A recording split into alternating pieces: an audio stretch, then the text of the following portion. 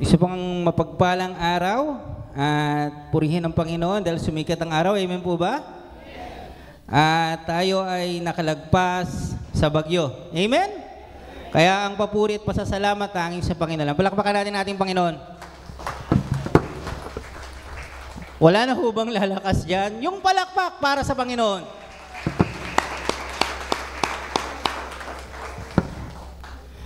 At alam natin na ang Pilipinas ay dinaan ng bagyong, ano pangalan? Krising. Oh, alam natin na yung Krising, kasunod niyan, bagyong Barona. Oh, Dante.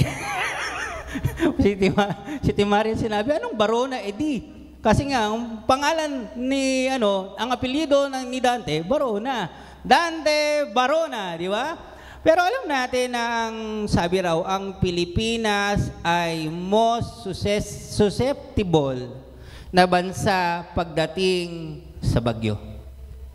Ang tawag nga ang Pilipinas daw ay kasama doon sa Pacific Ring of Fire. Tama, sa volcanic yun. Pero ang Pilipinas is Pacific Storm of Belt. Doon daw tayo kasi ang kalimitang namumuo ang bagyo sa Ocean Pacific. Tama po ba? Say amen. At normal. Sabi nga ng misis ko, ano ka ba naman? Tuwing magpipreach ka na lang, ikaw ay umuulan. Sabi ko, anong mangyayari? Panahon tayo, di ba? Ang July ay panahon ng tag-ulan. Alam nyo ba, ang Hulyo ay hindi lang nutrition month, sinabi ni Pastor Jeff, di ba? Ang Hulyo, yung mga nasa barangay. Ang July is, pakiclick po, National Disaster Resilient Month. Amen po ba? Kaya yung mga barangay sa kayong LGU, nagsiseminar yan, nagdidrill yan, at para paghandaan ang mga sakuna at mga bagyong darating. At likas sa mga Pilipino ang resilient. Alam niyo yung resilient? Sa Tagalog niyan ay matatag. Sa Tagalog niyan ay tinatawag na ito yung nakatatayo sa gitna ng mga unos at mga problemang at mga difficult situation. Resilient means, pakiclick po, is the one who withstand, able to recover quickly from difficult situation. Hindi lamang bagyo, alam natin, danas din natin, hindi lang natural phenomenon, paging ang bagyo ng buhay natin. Mga storms of life. Tingnan mo yung katabi mo kung binagyo. Sabi ng isa, magulo yung buhok. Mahangin sa labas. O yung isa, tiningnan yung kilay, magulo ang kilay. Aminin natin, natatawa man tayo, may mga kanya-kanya tayong problema. Say amen. Ako amen. Sino dito may problema? Say amen.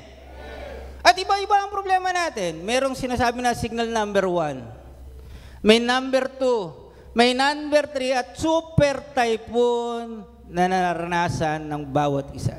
Ngayon, yung pagkakataon na kamustahin naman natin yung katabi natin. Sabi na, kumusta ka na? Sige, kumusta ka na? Ano ang itutugon mo? Anong sasabihin mo? Sabi na ni Mami Reggie, ma-beauty pa rin. Kahit may problema, ma-beauty pa rin. Ay, sino magsasabi na, kahit may problema, I'm still alive and kicking? Di ba? At sinong magsasabi, kahit may problema, nakakatayo ako. Sabihin nga natin, I'm still standing. Sabay-sabay natin sabihin, I'm still standing. Tayo ay nakakatayo pa rin sa biyaya ng ating Panginoon. At ito ang sasabihin sa atin ng Panginoon, sabi ko nga, sakto. Bagyo. Mukhang talagang sakto talaga. Dahil sakto lagi ang Panginoon sa buhay natin. Dahil alam ng Diyos ang ating mga sitwasyon, mga problemang kinaharap. At sinabi ng Panginoon that you will able to stand strong in the midst of the storms of life. makakatayo ka. At hindi lamang makakatayo ka, that you will able to overcome storms of life. Hindi lamang ma-overcome, that you will be victorious sa buhay nating ito. Say Amen. Lahat ng tumatayo sa biyaya ng Panginoon, lahat ay tumayo at basahin ang Psalm 92, verse 12 to 15. Tayo po tayo. Buksan po natin ang ating Biblia sa Psalm 92, verse 12 to 15. 12 po ako, then 13 kayo, 14 ako, then 15. Sabi ni Marian, sabay-sabay tayo. Nandun na po ba tayo? Psalm 92, verse 12 to 15. Say Amen. Nandun na po ba tayo? Sige po, ganito po pagkakasabi sa 12. Gaya ng palm tree, namumunga ng marami ang mga matuwid. Tutubo sila at lalago, gaya ng cedar sa Lebanon. 13 kayo po.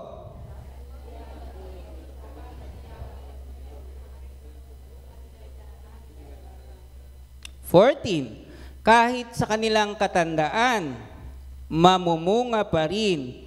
Lagi silang malakas at healthy. 15, sabay-sabay po tayo. Sa ganito nakikita ng matuwid si Lord. Siya ang nagtatanggol sa akin at walang kahit na anong mali sa Kanya.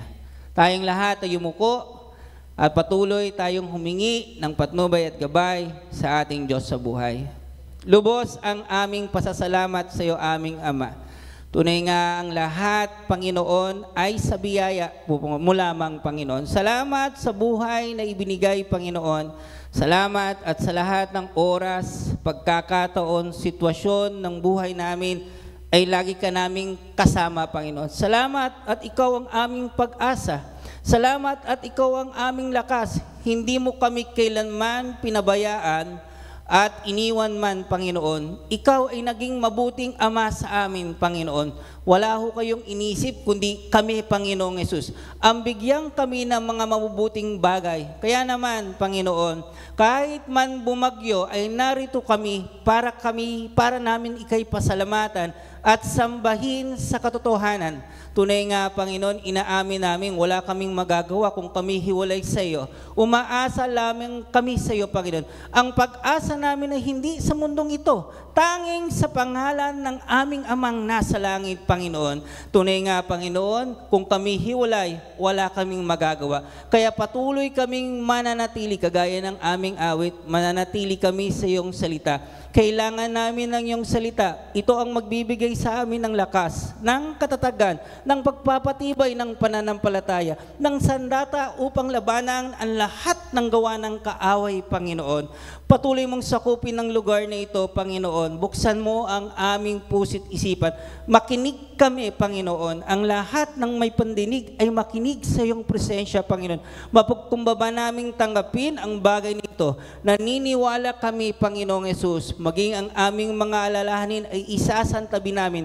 Pagkat naniniwala kami, ikaw ay kumikilos sa amin. Ikaw ay buhay na Diyos. Tunay ngang tagumpay ang umagang ito sa biyaya mo lamang sa pangalan ng ating Panginoon Yesus. Lahat ay magsabi ng malakas na palakpak para sa Panginoon. Tingnan ho natin yung Psalm 92 verse 12-15. Nakita ho natin na mayroong dalawang puno, which is analogy, ikinumpara tayong matuwid. Sino yung mga matutuwid sa Panginoon? Say Amen. O wag ho na tayong pagtakhan natin yung katabi natin. Matuwid ba yan? Hindi matuwid dahil sa kanyang ginawa, kundi matuwid tayo dahil sa Panginoon. Say Amen. Dahil kay Jesus, di ba? Yung matutuwid, ikunumpara sa dalawang puno. Yung puno ng palm, kahantulad po yan ng niyog, palm tree, which is the date palm, at yung puno ng cedar. Ang ating pamagat is, I'm still standing to stand strong in the midst of the storms of life.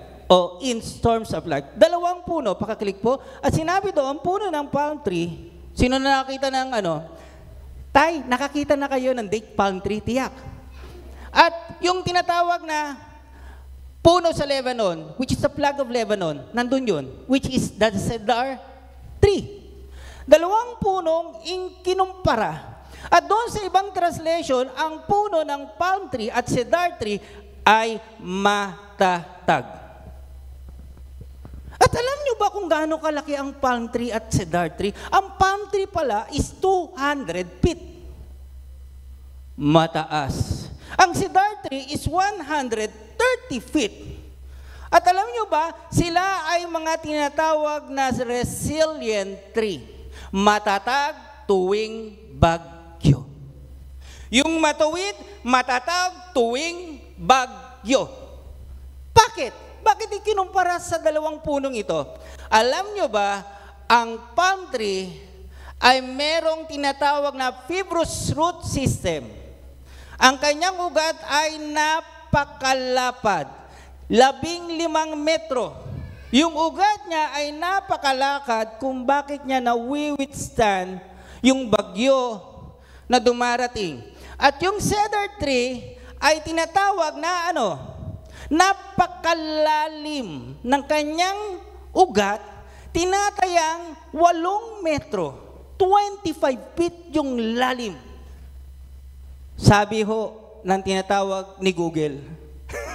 Tiningnan ko ho, nire-research. Kasi nire-research mo kung bakit resilient eh. Pero hindi ako naniniwala dahil sugat. Continuous to ni Pastor ni Kasi tinuro rin ni Pastor Jeff is pagtagol sa pagtatanim, pero hindi yung ugat ang dahilan kung bakit matatag. Ano ang dahilan? Makikita mo sa verse 13. Sige nga, basahin natin. Kung bakit matatag, 92 verse 13, saan sila nakatanim? Saan nakatanim yung mga puno? Nakatanim sila sa mabuting lupa, walang iba kundi ang Diyos. Uulitin ko ulit. Yung plants, sige po, pakiclick po. Yung soil is very and vital and important to the plants. Why? Because the soil, una, it is the anchor of the plants. Pakiclick po ate. Yan. Anchor. Pangalawa, dito kumakapit yung mga roots eh. Pangalawa, He is the source. He is the supply. Kung bakit nagiging mataba yung tinatawag na mga roots, dahil mataba ang lupa. At ang mga lupa ang nag-aabot ng nutrients and even water doon sa plants. At alam nyo ba, yung lupa, siya ang pumipigil para hindi malunod ang halaman. Ang lupa ang pumipigil para hindi malunod. At higit sa lahat, ang lupa, pakiclick po ulit, ate, siya yung source ng lahat ng kailangan ng halaman. At siya ang pundasyon ng halaman. Say amen. Sino ang ating pundasyon? Lakasan natin. Sino ang ating pundasyon? Si Lord. Kaya ang isang tanong saan mo itinatanim ang buhay mo? Kanino? Sige, lakas. Kay Lord. Di ba? Yan ang bilin ni Pablo. Pakiclick po sa Colossians 2 verse 6 to 7. Sinong tumanggap sa Panginoon? Say amen, malakas? Malakas at maglasigla. Say amen. So, you accepted Jesus Christ as your Lord, then let your root grow on Him, deep down on Him. Sabi doon, let your lives build on Him, so your faith will grow stronger. As in truth as we're taught, and you will overflow thankfulness. Lalago raw yung ayong pananampalataya kapag itinungtong mo ang buhay mo sa Diyos. Say amen. Kasi kapag hindi nakatanim sa Diyos ang buhay mo, sa labas ng bakuran niya ng Diyos nakatanim. Tama ba? Malamang. Dahil naranasan natin sa labas ng bakuran. Sino nakalaras dito sa labas ng bakuran ng Panginoon? Ako, naranasan ko. Say amen. Tingnan nyo Habang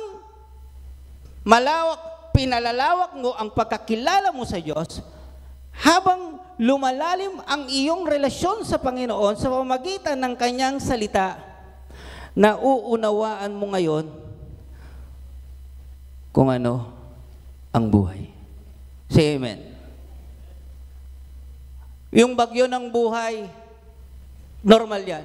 Sinabi sa John 16:13, si mismo si Jesus ang nagsabi, sinabi ni Jesus that you will able to experience in the world, you have a distress, suffering, and tribulation. I have given you a perfect peace. Mismo ang Panginoon na nagsabi na mararanasan natin ito. Pero ang kagandahan sa Panginoon, kapag siya yung pundasyon mo, hindi ka ahapay, hindi ka dadapa, hindi ka matitinag, ikaw ay magiging matatag at matibay. Say amen. Naranasan natin yan. Sa labas ng bakurang ng Panginoon, bigyan natin sa Colossians 2 verse 6 to 7. Sige, buksan natin. 2 verse 4. Bakit sinabi ito ni Pablo? Sinasabi ko sa inyo ngayon para hindi kayo maloko ng taong magandang ang sinasabi, pero hindi naman totoo. Yung mundo, maganda, in particular, sinasabi ito sa mga false prophet, pero parehas din ng mundo, magandang pinapakita, pero totoo ba? Say amen. Nung nasa labas tayo ng bakuran, hindi natin kilala ang salita ng Panginoon. Nung kami nandun pa sa Cavite City, inggit na inggit ako dun sa kapitbahay ko. Kung bakit ako naiinggit, kumpleto yung buhay nila. Mayaman sila, may kotse sila. Kapag naghahanda sila, marangya sila. Kumpleto. Tinitingnan ko, sila lang ang may tibing colored. Sabi ko, kumpleto yung buhay nila. Masaya sila. Gusto ko rin yan. At alam nyo ba, ang pumipigil sa akin, dahil ang thinking ko, ako'y mahirap na ipinanganak.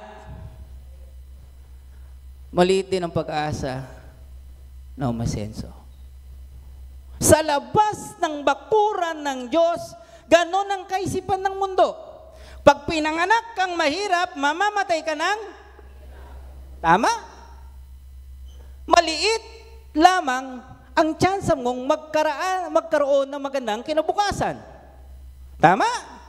Dahil yung may magandang kinabukasan, may magandang pera.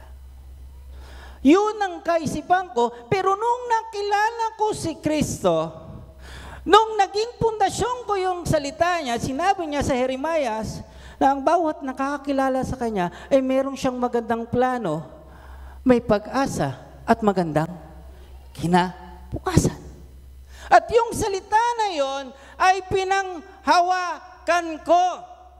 At marami sa atin ang pinanghawakan to. Say amen. Sinabi ng author sa Psalm 92, verse 15, pakibuksan po, he declared his faith.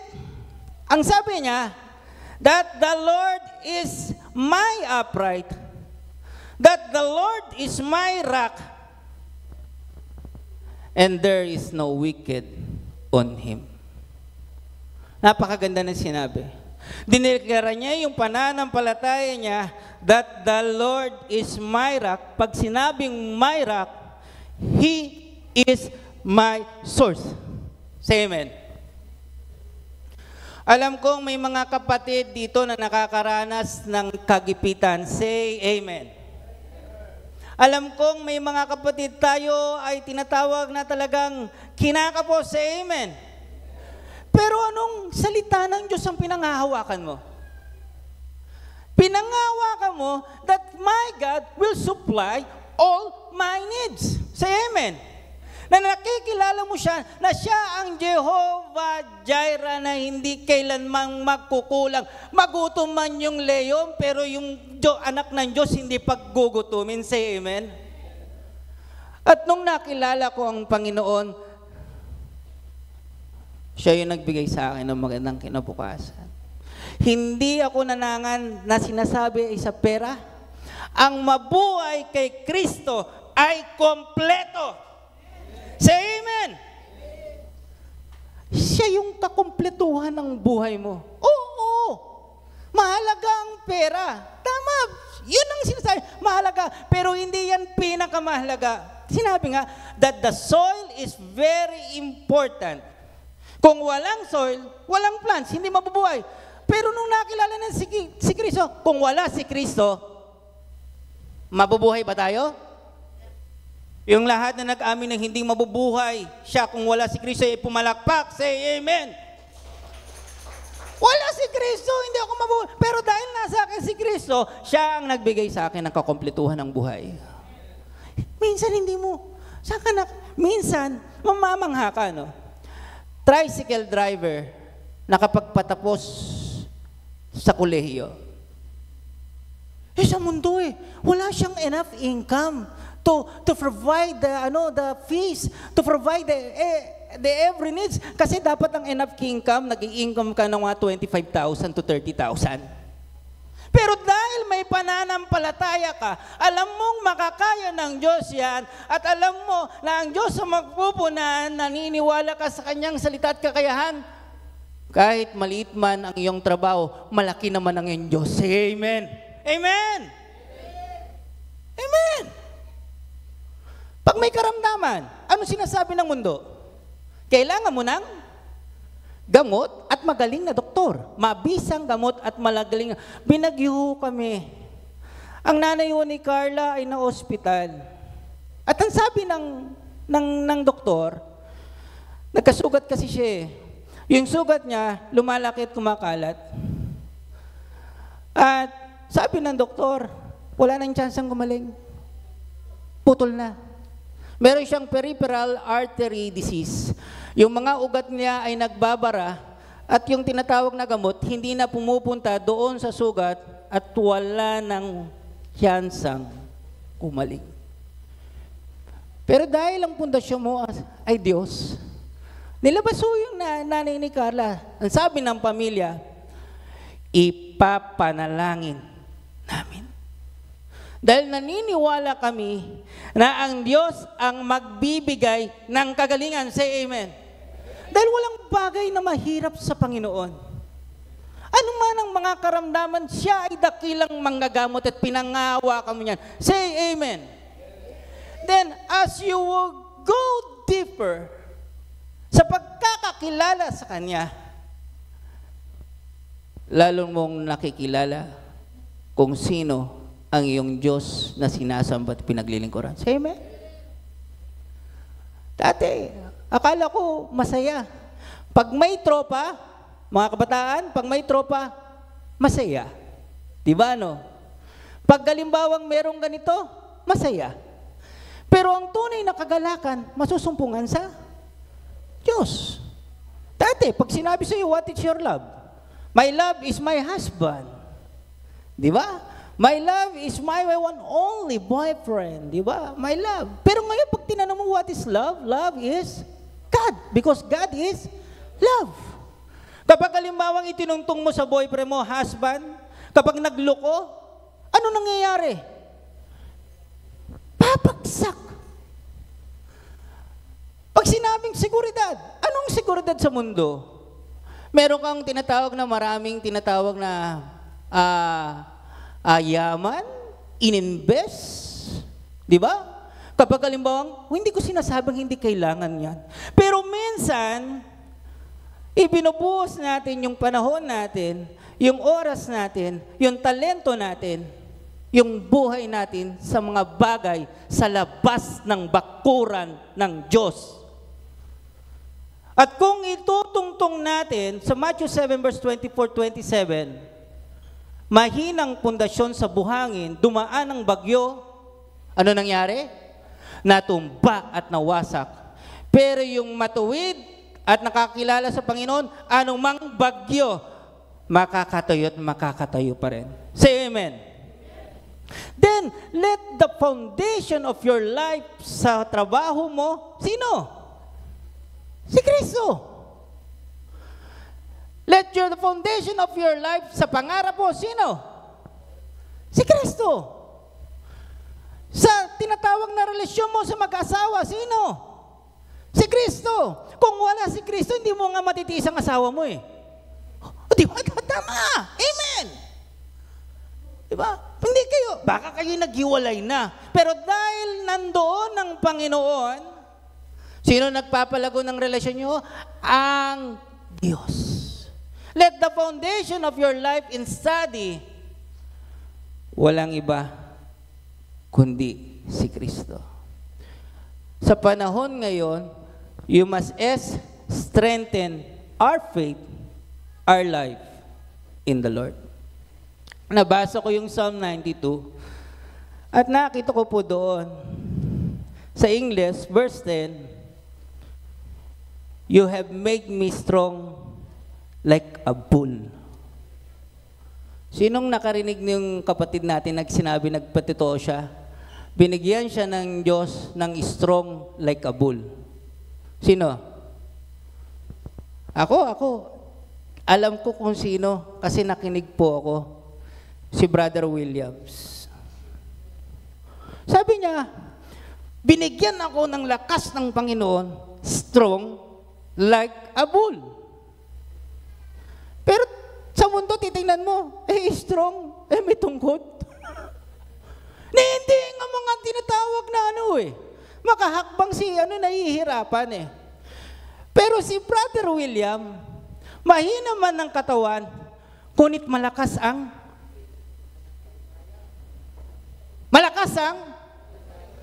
tanungin ko, mas malakas pa nga siya minsan sa iba nating kapatid. Dahil hindi siya nagpatinag sa kanyang kalalagayan. Tama ho ba?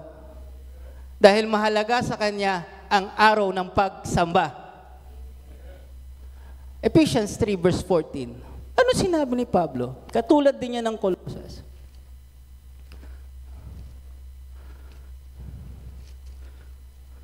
Wala ho diyan, pakian na lang. Hanap na lang natin dito. Ephesians 3. Nandun pa ba tayo sa Amen? Masarap po makinig ng salita ng Panginoon sa Amen. Sa Ephesians 3, verse 14. Alam ho mukhang mali ang aking lalo niyong palawakin ang pag-ibig ninyo kay Kristo.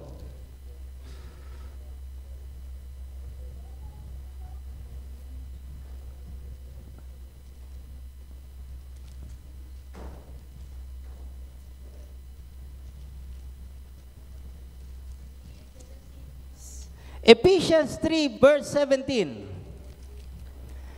Sige po, basahin natin. Pinagpapray ko na laging nasa puso nyo si Christ dahil nagtitiwala kayo sa Kanya. Ang prayer ko, sana yung pagmamahal ninyo ay gawin yung ugat at pundasyon ng lahat ng gagawin nyo para malaman nyo ang lahat ng mga taong pinili ng Diyos, yung lawak, haba, taas at lalim ng pagmamahal ni Christ sa inyo. Sana maintindihan nyo na ang pagmamahal ni Kristo kahit hindi yung kayang abutin ng isip ng tao para mas makilala nyo kung sino talaga ang Diyos. Strong like a bull.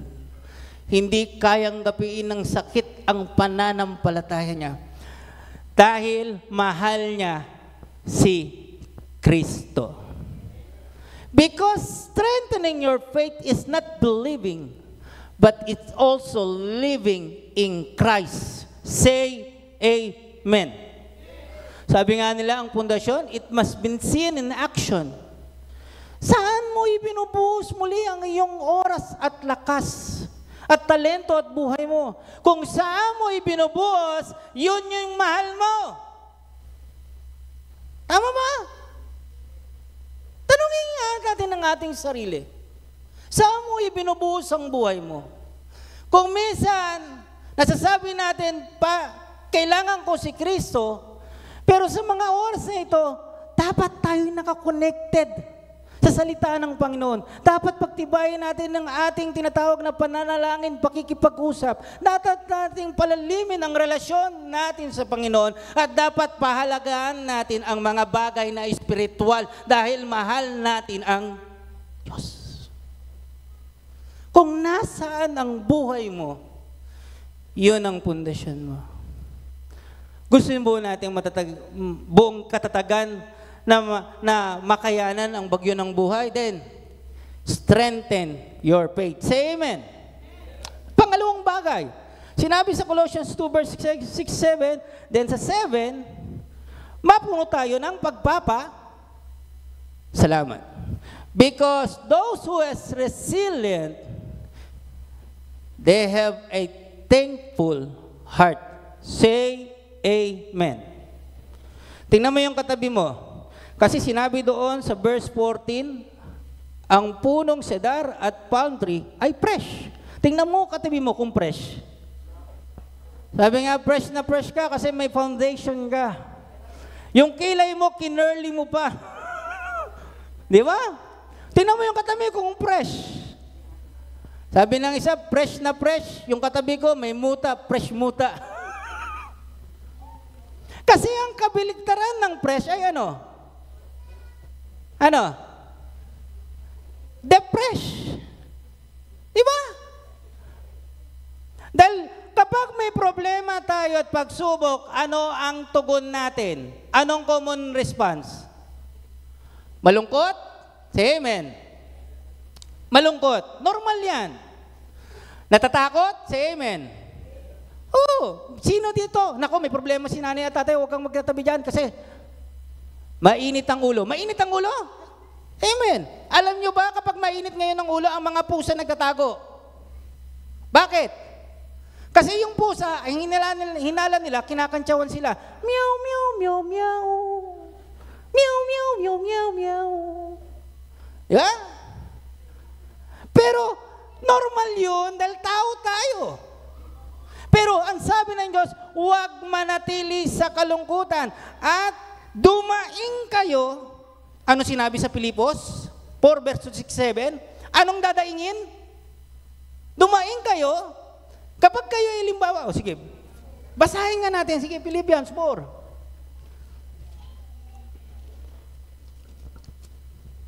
Anong klaseng daing? Philippians 4. Doon na po tayo? Say amen. Huwag kayong mag-alala tungkol sa kahit ano. Instead, manalangin kayo at dumaing ng ano? Pasasalamat. Huwag laging daing ng reklamo kapag may problema. Bakit? Yung taong mapagpasalamat, kumakalma ang isipan. Say amen. Nagiging clear yung kanyang isipan at nakakadesisyon ng maganda. Say amen. At kapag maganda ang desisyon, nagre-resulta ng maganda. Say amen. Yung kapatid nga natin, di ba? Sino ditong nakikita yung wall? Nabalian? May kapatid tayong nabalian ng kamay. Anong gagawin niya? Dadaing ba siya? Diba? Kasi hindi siya makapagtatrabaho, tama ba? Pero anong sinabi niya? Salamat kay Lord. Dahil meron akong mabait na anak. Nasaan yung mabait na anak na pinagpasalamat? Hindi lang, dahil nagkaroon siya ng problema. Ang isa sa problema ay tuition fee, 100,000, pero gumawa ng paraan ang Diyos. Ang tanong ko, may bagay bang masamang nangyari sa kanya? Meron. Pero ang tanong ko, may mabuting bang nangyari sa kanyang buhay? Meron. At yun ang mas minagnify niya, ang purihin ang Diyos, pagkat kailanman sa buhay mo, mabuti pa rin ang Diyos. Say amen. Hindi magbabago yung karakter ng Diyos. Mananatili siyang mabuti. Magpasalamat tayo lagi sa Panginoon. Ang matatatag, they choose to magnify God, they choose to maximize God, and they choose to maximize happiness. Yung mga tinatawag na mapagpasalamat, laging nakangiti. Tama ba? Kahit may problema, hindi mo mapagkakamalang may malaking problema. Tama ba? Diba? Yung iba masakit ang tuhod, hindi dapat magdaig. Oo, masakit. Pero salamat, may bewang ka pang malakas. May likod ka ng masarap, di ba? Na tinatawag na maayos. Pasalamat kay Lord. Meron akong maayos. Meron kang tinatawag na yung iba, maaaring nakakaranas ng mga mahihinang company. Alam nyo, mahina company ngayon. Dahil sa taripa na ipinataw ni Donald Trump. Oo, mahina yung kumpanya nyo. Pero salamat kay Lord dahil may trabaho ka. Say amen. Maraming bagay na pasasalamatan eh. O yung iba, dahil sa ang tinatawag na trabaho, medyo walang overtime. O yung mga mami, mga nag-budget mami, say amen. Nahihirapang mag-budget. Ngayon, dahil ikaw ay tinatawag na medyo gipit ng kaunti, ang ginagawa mo sa budget mo, nag-iisip ka ng alternatibong luto. Sa alib na baboy, tokwa. Diba? Naging maparaan ka. Nakikita nyo yun? Na ang mga tinatawag na storm of life ay nagiging oportunidad para maging matalino. May mga tinatawag na mahina ang company, rumakit. Yung pala yung mas magaling siya sa sales. At yun ang naging tulay para mas lalo siyang kumita ng lubos. Say amen. Huwag nating laging indayin, daing, bagkus daing ng may pagpapasalamat. Meron, di ba, tight ang budget mo? Sinabi, ang gagawin mo, anong gagawin mo? Mula sa inyo hanggang doon sa palengke, lalakarin nyo. Say amen. Hindi mo na ngayon mapagkakamalan yung mga tinatawag na medyo gipit. Mag-short ka na lang, tapos tinatawag na mag-rubber shoes. Anong tawag sa'yo? Jogging. Diba? Sinabi ko kay Carla, sabi ko, total kami ay nagja-jogging. Sabi ko kay Carla, total naman tayo ay nagja-jogging. Ang gawin natin, dumiretso na tayo sa palengke. Kasi binilang ko na yung palengke. Mga nasa 2 kilometro, mga 3,000 steps po yan. O, pagdating natin sa palengke, mamalengke tayo, pabalik. Tinatawag na, buo na yung ating tinatawag na kilometer na parang i-exercise. Ang sabi, wala namang problema kung mag-jogging tayo doon, papunta doon eh. Basta kapag nahihirapan na ako, bubuhatin mo ako. Sabi ko nga sa kanya, magmotor na lang tayo, tama yun. Diba? It opens opportunity. Nagbubukas ang pinto ng oportunidad. Noong nakaraan, 2 linggo, na-stress po ako. Alam niyo ba, binenta ko yung ibon ko. Nagbe-breed po ako ng ibon. Meron po akong kulang-kulang 80 na ibon. Hindi pala, 90 pala, pataas. At sa pag-iibon ko, namamatay yung mga ibon. Sabi ko kay Carla, ano ba itong namamatay? Mukhang ahas. Sabi niya, hindi. Sakit yan kasi umuulan. Baka nagkasakit. Pero kutob ko ahas kasi may mga palatandaan siya, parang nasakal, nagkaroon ng hematoma, tapos tingin ko ahas. At sa sobrang stress ko, 13 sa loob ng 3 araw. Ang tanong ko, magre-reklamo ba ako? So lang, nahirapan ng loob ko kasi gusto ko talaga, kapag na-stress minsan ako sa trabaho at sa bahay, ang ginagawa ko pong reliever ay magpakain ng ibon. Natutuwa po ako sa mga nila, sa kulay nila.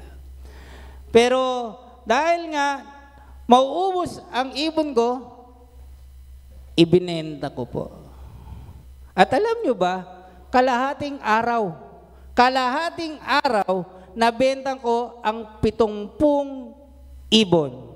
Natuwa ako kay Lord kasi ang hirap magbenta ng ibon, pero kalahating araw lang yun. Tapos isang linggo, nabenta ko lahat ang cage ko. At alam nyo kung sino ang natuwa?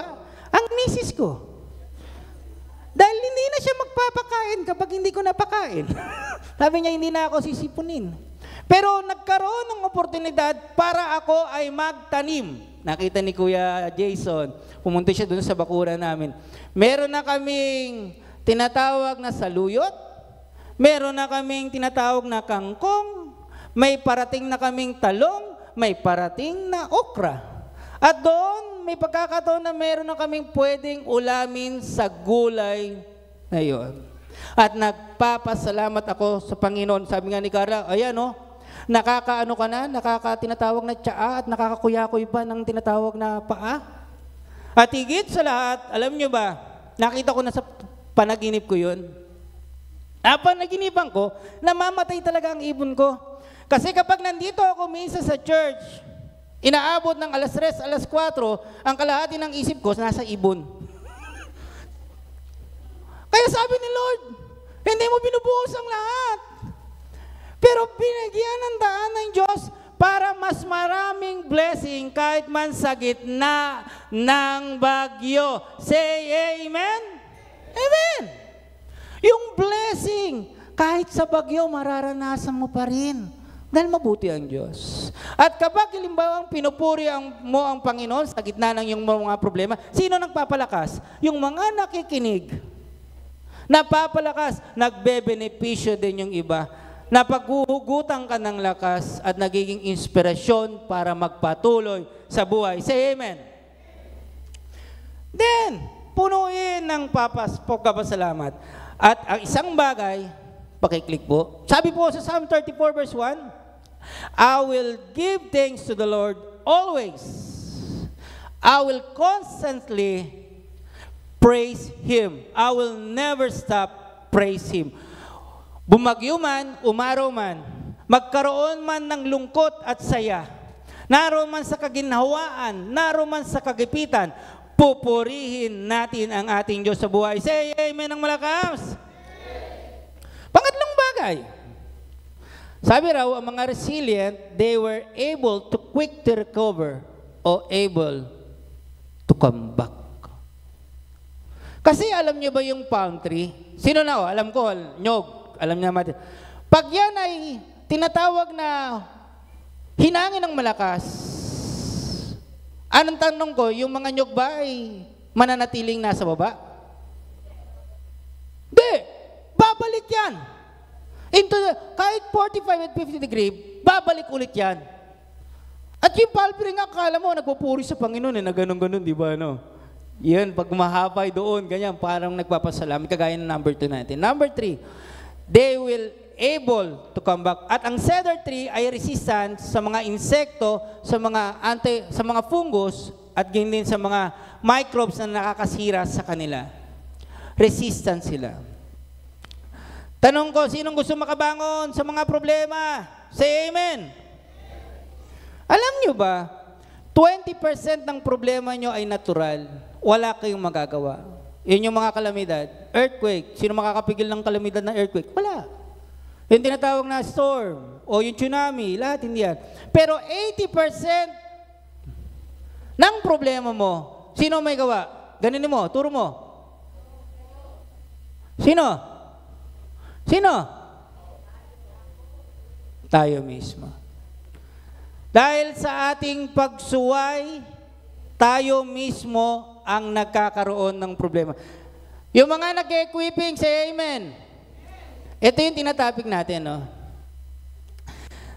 Ulitin ko ulit, that the God, gustong-gusto niya, i-restore yung ating buhay. Ayusin yung ating buhay. Say amen. Ano yun? Sino nga? Tingnan ko nga, sino nakikinig? Anong ginagamit ng Panginoon? Gagamit siya ng ano? Una, Ano? Sino hindi na? Di ba gagamit siya ng conviction?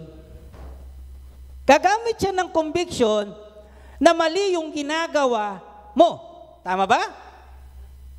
Ako nakinig kay Mami Reggie. Pangalawang bagay, pag hindi ka pa rin nakinig, dalawa, gagamit siya ng propetang mensahero. Gagamit siya ng magulang, anak. Makinig ka sa akin. Dapat ganyan. Sino yung mga dito pinagsasabihan ng magulang sa amen? Dapat makinig. Gagamit ng doktor, pwede, para pakinggan, solusyonan ang iyong problema. Gagamit ang mga tinatawag na elder and even the pastor. Pero kapag hindi ka nakinig, anong pangatlong gagamitin ng Diyos? Gagamit siya ng kalamidad para iparanas sa iyo na mali ang iyong ginawa. Tanong ko sa iyo, paano umayos yung alibughang anak? Nung na-realize niya na siya ay mali. Nung nakaranas siya ng gutom hirap Yung mga nakakaranas ng gutom hirap, kahit man sa dilim, may liwanag pa rin. Bumalik siya sa kanyang ama at na-restore siya. Naayos muli ang problema. Tanungin nga natin, ano problema natin? Sige. Isipin natin, anong problema mo? Sino dito may problema na tinatawag na karamdaman? Say amen. Gagamit siya ng conviction sa iyo. Alam mo na ikaw ay high blood. Dahil ang ulam ay tinatawag na sinigang na may taba, tapos may patis, tabang baboy, may patis pa doon at may sili. Sabi ng conviction mo, huwag kang kumain yan. High blooding ka ba? Diba? Sinabi rin ng doktor, sinabi ng misis mo, ayan na naman huwag kang kumain masyado niyan. Pero, dahil gusto mo, kinain mo. Tanong ko, gusto mo ba ng healthy body? Ano ang choice mo? Sumunod? O sumuway? O anong nararanasan mo ngayon? High blood. Sino may kasalanan? Choice mo yan Tama ba? Anong sinabi sa'yo? Alam mong ikaw tinatawag na. So yun dito, mga diabetic. Say amen. Mataas ang sugar. Sabi nga, di ba? Nag-half price lang ako. Tama nga, half price. Half kaldero na yung nauubos mo. Ang conviction sa'yo, bawasan ang kanin. Tama? Magbawas. Then, anong katwiran malimit natin? Ipagpipray ko naman. Anong malimit na alabay natin? Tatawagan ko si Mami Reggie at saka si Pastor, kapat si Daddy Bishop, ipagsama niyo ako sa pray. Pero sino may kasalanan? Choice mo yan. Tanongin ko ulit, sino dito nakakaranas ng kagipitan? Diba? Tuminin natin, minsan nag-short ang budget natin. Bakit short ang budget mo? Tinan mo, marami na. Totoo lang, pag dumating yung Lazada at yung Shopee, kilala na kung saan babagsak. Doon yan Anong mangyayari? Tight ang budget mo. Tingnan ko ulit. Sino ang may dahilan? Kaya. Anong sinabi ng Panginoon? Proverbs 24:16. 7 times na bumagsak yung matuwid, makababangon. Bakit siya tinatawag na makakabangon? Psalm 37 verse 23 to 24. The Lord will guide us the way we should go. Bibigyan kanya ng tinatawag na conviction, bibigyan kanya ng tinatawag na salita ng Diyos, papayuhan ka, bibigyan kanya ng mga kalimidad. And help those who pleases on Him. Ano pa ang bababa? If you will fall, you will never stay down. The Lord will lift them up. Sa ibang translation. The Lord will help them up. Say amen. Saliksikin nga natin ang puso natin. Sino dito pa ulit-ulit na lang ang problema? Gusto ko ng kapayapaan. anong sinasabi ng Panginoon? Di ba? Kung halimbawang meron kang problema sa iyong asawa, anong gawin mo? Nagsimula na naman siya hindi naman ako Ang sabi ng Panginoon, may mga bagay na hindi mo kayang kontrolin, anong gawin mo? Ipag-pray mo. Yung kapitbahay mo, di ba? Lagi ka na lang tinatawag na tinatawag na iniinsulto, lagi ka na lang pinariringgan, anong sasabihin? Love your enemy, then bless them and pray. Gawin natin yung pamamaraan ng Diyos. Alam nyo, lahat ng problema natin, sinolve na ni Lord. Ang sa atin na lang, kung paano tayo sumunod. Kapag tayo'y sumunod, naroon ang solusyon, naroon ang katatagan, at malalagpasan natin. Subukan mo. Kapag sinubukan mo, makikita natin. Say amen. And those who have resilient, yung mga taong matatag, they never give up. Hindi umaayaw. Nagpapatuloy. Magkaroon man ng mga problema, ang sabi nila, ito'y isang bahagi ng buhay at tila pagsasanay lang. Mga bagong teacher, say amen. Nahihirapan ba? Yung aking anak, nakikita ko, nahihirapan siya sa pagtuturo. Sabi ko, anak, bahagi lamang yan. Sa simula lang yan, masasanay ka din. Sa una lang yan. Kapag nakita mo na kung paano yung pag-handle niyan, magulo, oo. Pero walang ibang nagpapatibay yan, kundi pinatitibay ang karakter mo. Say amen. Mga magulang, sino ang dito ang hinahayaan ng mga anak para masanay? Say amen. Naalala ko yung preaching ni Pastor Jeff. Sabi niya, kuminsan ang problema ay hindi sa anak, kuminsan ang problema sa mga magulang. Tama ba? Doon sa atin, doon sa aming kukwentuhan, mahina na raw doon sa bangko, saka yung doon sa Poco Tricycle, mahina na raw ang naturalesa ng bata. Tama ba? Oo, napapansin ko ngayon, di ba? Kapag halimbawang umuulan, konting ulan, gustong-gusto ng bata. Ano sabi ng bata? Sus! Tingnan nyo, gustong-gusto ng bata. Pero kami noon, signal number, Tama ba? Signal, bumaba, May. Doon nga sa, umuulan, May. Tanong ko sa inyo, bata, sipunin ba noon? Meron bang mga tinatawag na mga kaklaseng mo nagsasabi, yak, ayoko diyan. Wala. Pag pumunta nga ng Tama ba? Sino gumaganon-ganon? Ako'y gumaganon-ganon. Naglalaro pa sa baha. Pag sa ulan, ang gawin ko, pag umuulan, babalutin ko yung tinatawag na gamit ko ng plastic. Tapos maliligo sa ulan. Tumitibay ang resistensya dahil sa ulan. Tama ba? Pero minsan masyado tayong ayokong maranasan ang kanilang mga paghihirap. Kaya ngayon, ako ay naghihirap. Masyado tayong overprotective. Hayaan ng bata. Hayaan mo. Gabay nandoon. Pero hindi sabihin na hindi mo gagabayan. Gabayan mo. Yung aking anak, isang beses nagsalo kami niyan Lahat ay sa biyaya naman. Tinataas ko po. Nanginginig sa gutom. Sabi ko, lakas yata kumain mo ngayon Sabi ng nanay niya, nagtitipid kasi yan. Sabi ko, bakit nagtitipid? Gusto niyang bumili ng tablet. Sabi ng asawa ko, huwag mo bibilan Gusto ko siya matuto. Diba? Turuan ang bata. Sabi ko, anak, hayaan mo. Malapit-lapit na. Meron ka na lang ng 6 na buwan. Para makuha mo na yung tablet mo.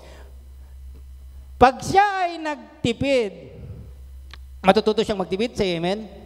Mag-manage ng pera niya, say amen. Mag-control, mag-self-control. Sabi nga ng misis ko, hayaan mo, pagdating sa kantin, amoy-amoy mo na lang. Tanong ko ko, marunong siyang magtiis? Ang tanong ko, makakabuti ba sa kanya? Amen.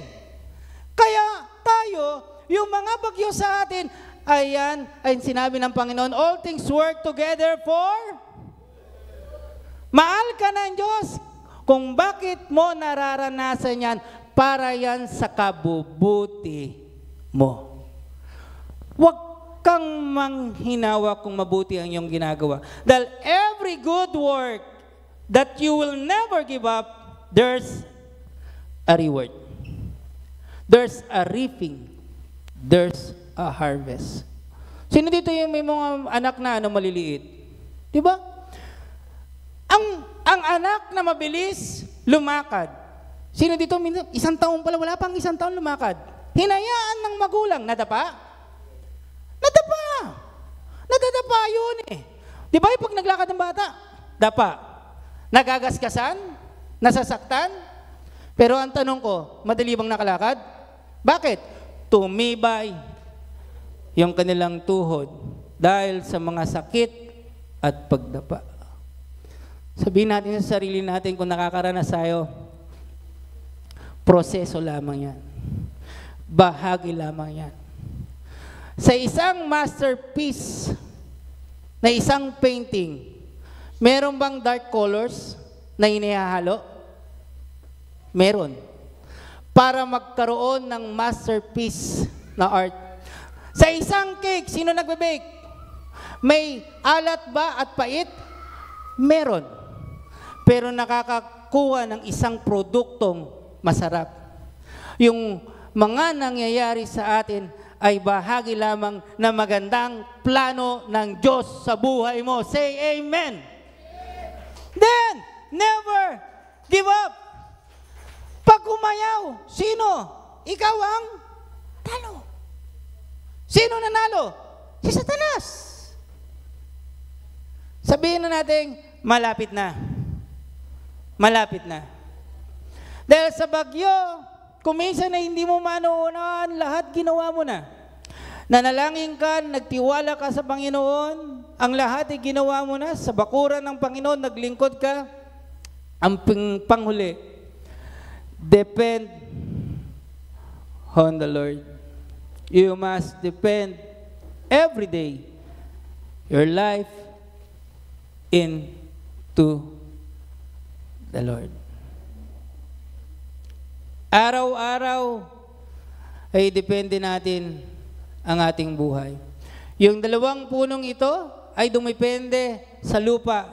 Ang buhay mo ay dapat nakadepende lamang sa Panginoon. Say amen. Parang isang beses, pinayuhan ko sa akin, may humingi ng payo. Ang sabi ko sa kanya, dalawang bagay. Kasi siya ay may problema. Nagkaroon siya ng problema, naghahanap siya ng mauupahan. Yung kanyang nagkaroon ng problema din sa relasyon.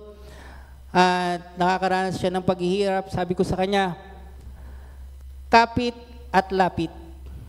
Kumapit ka sa Panginoon. Dahil walang ibang makakatulong, kundi tanging ang Diyos lang. Say amen. Walang iba. At lumapit ka lagi. Dahil sa trono ng mabaging Diyos, sabi niya, itatanggap ka ng tulong at lingap. Ang bagyo, ulitin ko, minsan yan ay napakatagal sa buhay mo, pero kailangan mo, sinabi ni Moises, sabi niya sa Israel, do not be afraid, stand still. And see, the salvation of the Lord is today. The Egyptian you will see, you will never see them again. Anong gagawin natin? Sinabi doon, may gagawin ba tayo? Wala! The Lord will fight for you. Ang responsibilidad lang natin, just stay calm. Stand still, manatiling dumipende, magtiwala, manalangin sa Panginoon. Yan din ang sinabi sa awit 27 verse 14. Sabi doon ay, wait to the Lord, wait for the Lord. Be strong and take courage. Trust in the Lord. Pagdating mo sa 13, sinabi doon, and I believe that I can see good things in the land, in this land. Makakita siya ng mga bagay na mabuti.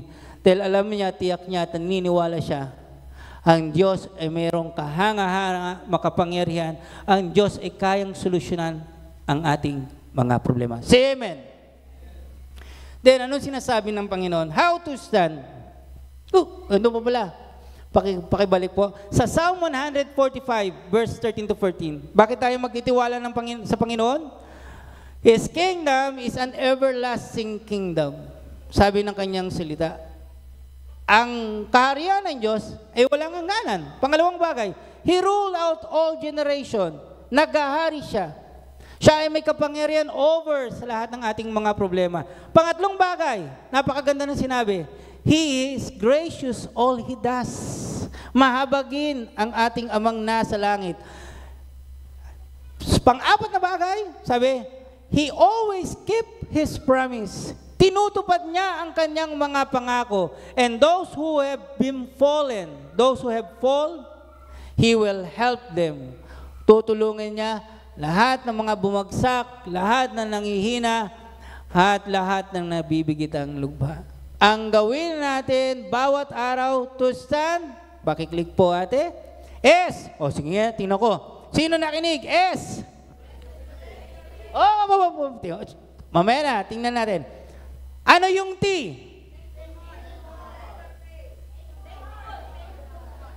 Thankful Lord. A, ano? Abide in His Word. N. D. Makakatapuyo po tayo. Tandaan natin, ang standing is not surviving. Hello? Ano sinabi doon? Ang cedar at ang puno ng palm ay munga. Tanong ko nga ulit, ang mga bagyo ba sa atin, buhay, ay nakapagtitibay ng pananampalataya? Say amen. Nakakapaglago ba ng relasyon sa pamamagitan ng pagpapasalamat sa Diyos? Say amen. Nakakalago ba ng pundasyon sa Panginoon sa pamamagitan ng kanyang pag-connect sa kanyang salita? Say amen. Nakakalago ba ng karakter? Say amen. At nakakalago ng pagtitiwala sa Panginoon. You are not standing, but you are thriving. Sabihin nga natin, I'm still standing and thriving. Lakas, I'm still standing and thriving. Dito po ako magwawakas. Ito po ang aking konklusyon. Itinanim ba natin ang ating buhay sa Panginoon, sa bakuran ng Diyos? Say amen. Nung nakatanim ka sa bakuran ng Diyos, sa bakuran ba ng Diyos nandoon ang pabor? Sa bakuran ba ng Diyos naroon ang pagmamahal, tunay na pagmamahal? Sa bakuran ba ng Diyos naroon ang kagalakan? Naroon ang kapayapaan? Sa bakuran ng Diyos naroon ang tunay na kahulugan ng buhay. Uulitin ko, Proverbs 10:25. Pakinggan ho natin. When storms of life come, kapag yung mga hamon daw ng buhay ay dumating, the wicked one whirled away. Itataboy, babagsak. Sino yung mga righteous sa Panginoon at tumanggap sa Panginoon? Say amen. The righteous, the godly, has lasting foundation. Ang pundasyon mo ay lasting, everlasting foundation. The righteous will stand firm forever. You will stand firm forever. Not of you, but because of our Jesus Christ. Dahil sa ating amang nasa langit. Lahat ng papuri at pagluwalhati, tanging sa Panginoon lamang at wala ng iba. Sa Diyos ang papuri.